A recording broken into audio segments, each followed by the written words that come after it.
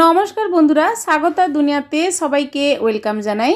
সব দিনের মতো আজও হাজির হয়েছি ডাল পালং রেসিপি নিয়ে।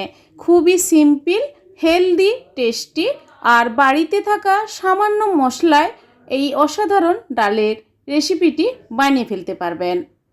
ডাল পালং বানানোর জন্য 1 আঁটি পালং শাক নিয়েছি।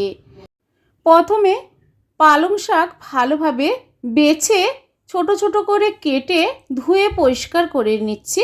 পালং শাক মসুরের ডাল দিয়ে পালং শাক বানাবো। 200 গ্রাম মসুরের ডাল জল দিয়ে 3 থেকে 4 বার ভালোভাবে পরিষ্কার করে ধুয়ে নেব ডাল। এবার গ্যাস অন করে কড়াই মধ্যে বেশ কিছুটা পরিমাণ জল ফুটতে দিয়েছি। জলটা ফুটে ওঠার পর ধুয়ে রাখা মসুরের ডাল সেদ্ধ করতে দেব গ্যাসের ফ্লেমটা মিডিয়াম রেখে। ডাল 70% মতো সেদ্ধ হয়ে গেছে।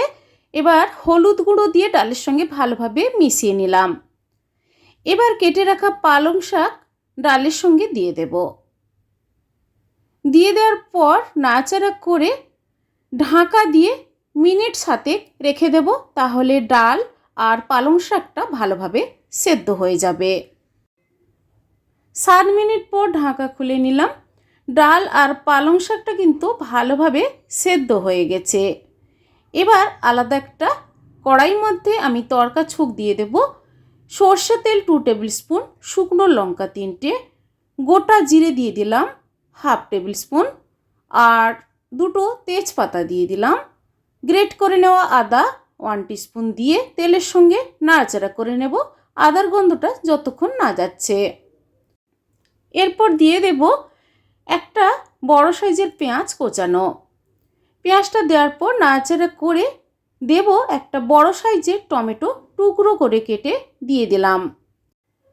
এবার মিনিট 2 টাইম দিয়ে টমেটোটা নরম করে নেব গ্যাসের ফ্লেমটা লো রেখে। তারপর দিয়ে দিচ্ছি কালারটা ভালো হওয়ার জন্য Kashmiri red chilli powder 1/2 tablespoon, আর ধনে গুঁড়ো 1/2 টিস্পুন, জিরে গুঁড়ো 1/2 টিস্পুন দিয়ে সমস্ত মশলাগুলো ভালোভাবে নাড়াচাড়া করে কষিয়ে নেব। এই ডাল পালং আমি শুধুমাত্র মসুরের ডাল দিয়ে বানাচ্ছি। আপনারা ডালের সঙ্গে মুগের ডাল কিংবা বিউলির ডাল কিংবা ছোলার ডাল একসঙ্গে 3-4 রকমের ডাল দিয়ে এই পালং শাক দিয়ে বানাতে পারেন। মশলাটা কষিয়ে নেওয়ার পর সেদ্ধ করে রাখা ডাল পালং দিয়ে আরও মিনিট 4 ফুটতে দেব গ্যাসের ফ্লেমটা হাই টু মিডিয়াম রেখে।